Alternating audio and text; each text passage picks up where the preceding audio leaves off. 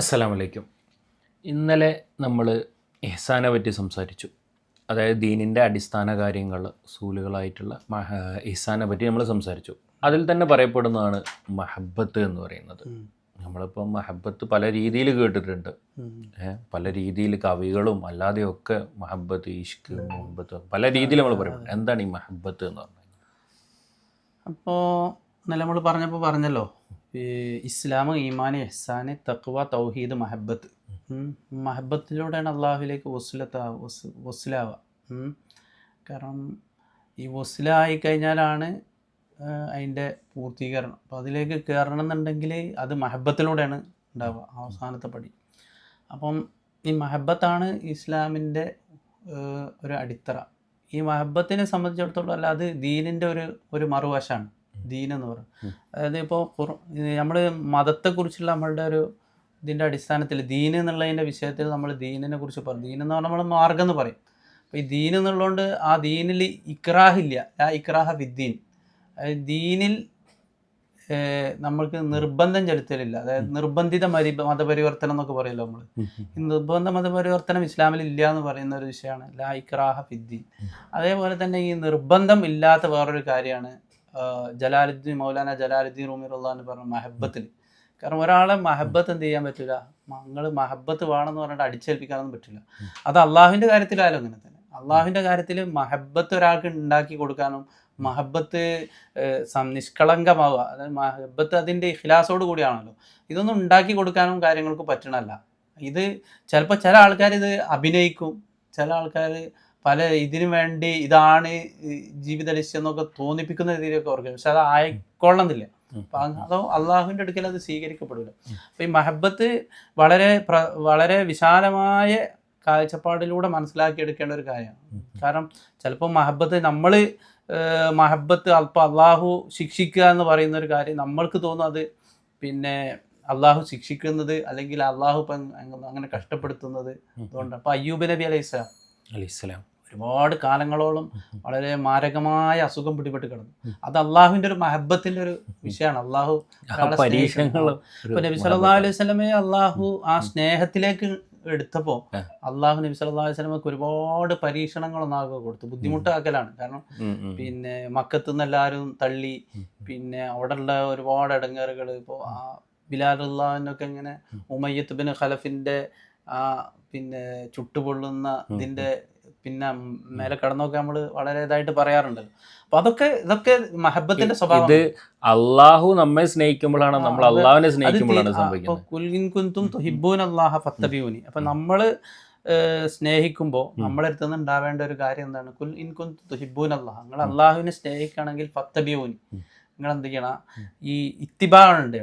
ഇത്തിബാ എന്ന് പറഞ്ഞാൽ ആ നബി സല്ലല്ലാഹു അലൈഹി വസല്ലമയോടുള്ള ഇത്തിബാ, നബി സല്ലല്ലാഹു അലൈഹി വസല്ലമയെ ഇത്തിബാ ചെയ്യുക എന്നുള്ള ഒരു വിഷയമാണ്. ഇത്തിബാ എന്ന് പറഞ്ഞാൽ എന്താന്നുള്ളത് വലിയൊരു വിഷയമാണ്. അത് സാമാന്യമായിട്ട് മനസ്സിലാക്കാൻ പറ്റിയൊരു കേസല്ല.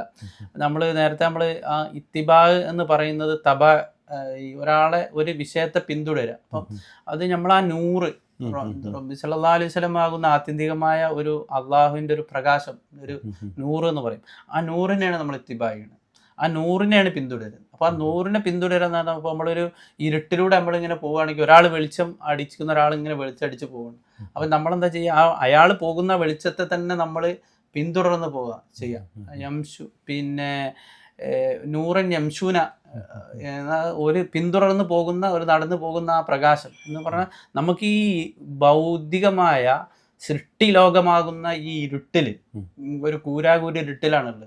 ഈ കൂരാകൂരിട്ടിൽ നിന്ന് ഹക്കാവുന്ന വെളിച്ചത്തിലേക്ക്, പ്രകാശത്തിലേക്ക് പോകണമെന്നുണ്ടെങ്കിൽ അതിന് ഒരു വെളിച്ചം വേണം, ഒരു വെളിച്ചം കാണിക്കുന്ന ഒരാൾ വേണം.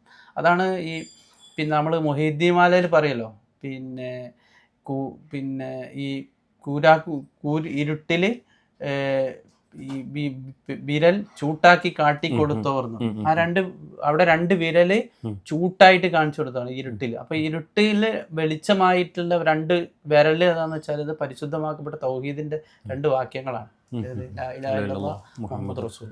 ഈ രണ്ട് വിരലുകളാണ് അവിടെ ചൂട്ടാക്കി കാണിച്ചു കൊടുത്തത്. ആ അത് മിൻ അസാബിർ റഹ്മാൻ, മനുഷ്യൻ്റെ ഹൃദയം എന്ന് പറഞ്ഞാൽ അള്ളാഹുവിൻ്റെ 2 വിരലുകൾക്കിടയിലാണ്.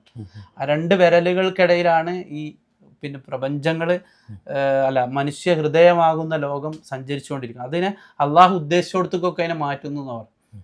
അപ്പം അതാണ് അള്ളാഹു മുഖല്ലിബൽ, ഹൃദയങ്ങളെ മാറ്റിമറിക്കുന്നവനാണ്. അപ്പം ഹൃദയങ്ങളിൽ ഈ ഹൃദയങ്ങൾക്ക് അകത്ത് വരുന്നൊരവസ്ഥയാണ് ഈ മഹബത്ത് എന്ന് പറയുന്നത്. അപ്പം ഈ മഹബത്താണ് ഈ പിന്തുടരലിൻ്റെ അടിസ്ഥാനപരമായ കാരണം. ഇൻകുന്തും തുഹിബൂൻ അള്ളാഹുവിനെ സ്നേഹിക്കുകയാണെങ്കിൽ പിന്തുടരാനാണ് പറഞ്ഞത്. അപ്പോൾ ഈ പിന്തുടരൽ, ഈ ഇത്തിബാ എന്ന് പറയുന്നത് ഒരിക്കലും എന്തല്ല, നിങ്ങൾ വേഷം കെട്ടിയത് കൊണ്ടോ അല്ലെങ്കിൽ പിന്നെ നിസ്കരിക്കാൻ പള്ളിയിൽ പോയിരുന്നത് കൊണ്ടോ അല്ലെങ്കിൽ പിന്നെ വലിയ പിന്നെ ഇസ്ലാമിൻ്റെ പേരിലുള്ള വലിയ ബിൽഡിങ്ങുകൾ എടുത്തത് കൊണ്ടോ അല്ലെങ്കിൽ പിന്നെ കഅബക്ക് ഒരുപാട് കില്ല പണിയിച്ചത് കൊണ്ടോ ഇസ്ലാമിൻ്റെ എല്ലാ അഡ്രസ്സും നിങ്ങൾ തന്നെയാണ് എന്നുള്ള സ്വഭാവം എടുത്തത് കൊണ്ടോ അതുകൊണ്ടൊന്നും എന്തില്ല ഇത്തരത്തിലുള്ള, അല്ലെങ്കിൽ പിന്നെ നമ്മൾ കുടുംബ ബന്ധം കൊണ്ട്, അതായത് നമ്മൾ നബിൻ്റെ എത്രാമത്തെ തലമുറയാണ് എന്ന് പറഞ്ഞത് കൊണ്ട്, നമ്മൾ ജമിയത്തുൽ ഉലമയുടെ പ്രസിഡന്റാണെന്ന് പറഞ്ഞത് കൊണ്ട്, അതുകൊണ്ടൊന്നും ഒരാൾ ഇത്തിബായിലേക്ക് എത്തൂല. അതൊന്നും ഇത്തിബായിന് ബാധകം. ഇത്തിബായിൻ്റെ വിഷയം നടക്കും തുഹിബുന്തും തുഹിബൂൻ അല്ലാഹ.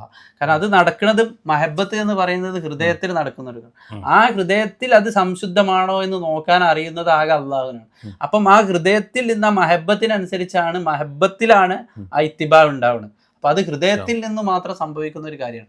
അപ്പം മഹബത്തിനെ കുറിച്ച് നമ്മൾ പറഞ്ഞു പോകുമ്പോൾ ഈ മഹബത്ത് ഏറ്റവും ദീനിൻ്റെ അൾട്ടിമേറ്റ് ആയിട്ടുള്ള വഴിയാണെന്ന് പറഞ്ഞാലും ഈ ഇപ്പോൾ നമ്മളെ ബഹുമാനപ്പെട്ട അവിടുത്തെ നിസാമുദ്ദീൻ ഔലിയ പാപ്പ അവിടുന്ന് പറഞ്ഞൊരു കാര്യമുണ്ട്. എന്തുകൊണ്ടാണ് ഈ മഹബത്തിൻ്റെ വഴിയിൽ ഇത്രയും വലിയ പരീക്ഷണങ്ങളും അവസ്ഥകളും എന്തുകൊണ്ടാണെന്ന് ചോദിച്ചു.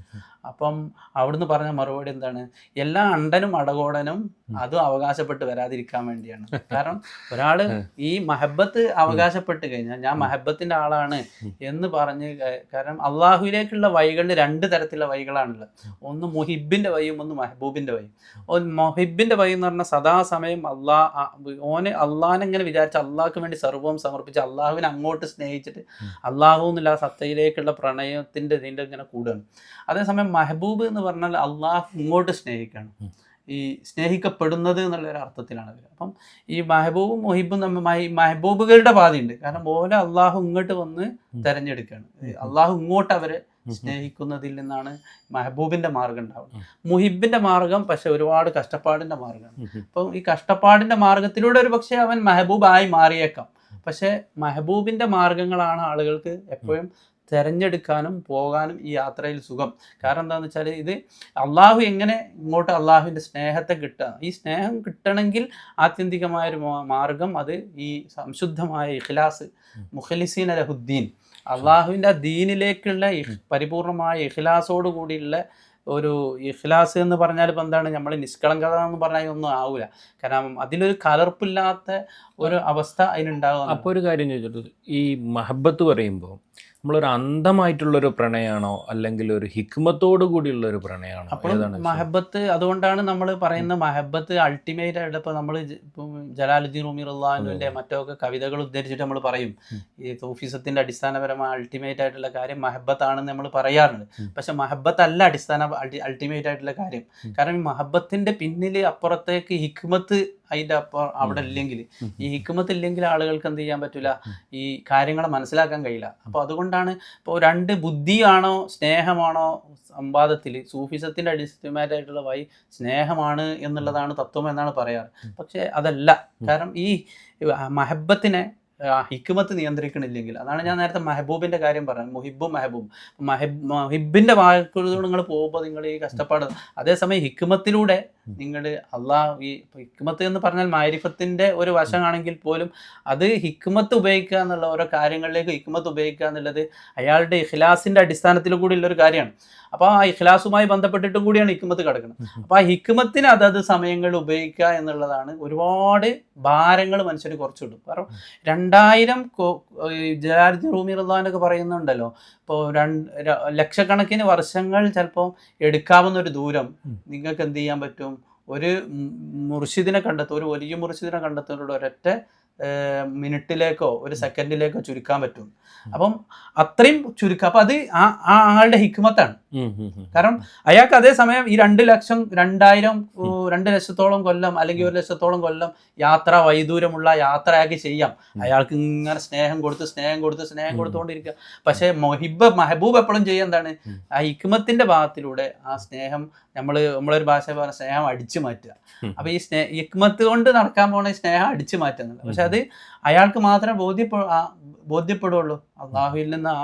അപ്പം അതാണ് ഒരു മെഹബൂബിന്റെ മാർഗ്ഗമാണ് ഇതിൽ തിരഞ്ഞെടുക്കുന്നതിൽ ഏറ്റവും കരണീയമായതെന്നതും പറഞ്ഞത് അതുകൊണ്ടാണ്. അപ്പം ഈ ഒരേ സമയം നിങ്ങൾ പറഞ്ഞതുപോലെ ഈ ഹിക്മത്തിന്റെ ഭാഗം കൂടി ഉപയോഗിച്ചുകൊണ്ടുള്ള ഹിബ്ബിന്റെ മാർഗത്തിലൂടെ അള്ളാഹുവിലേക്ക് ചേരുക എന്നുള്ളതാണ് ഈ ശരിയായ രീതിയിലുള്ള തസവുഫിന്റെ മാർഗം.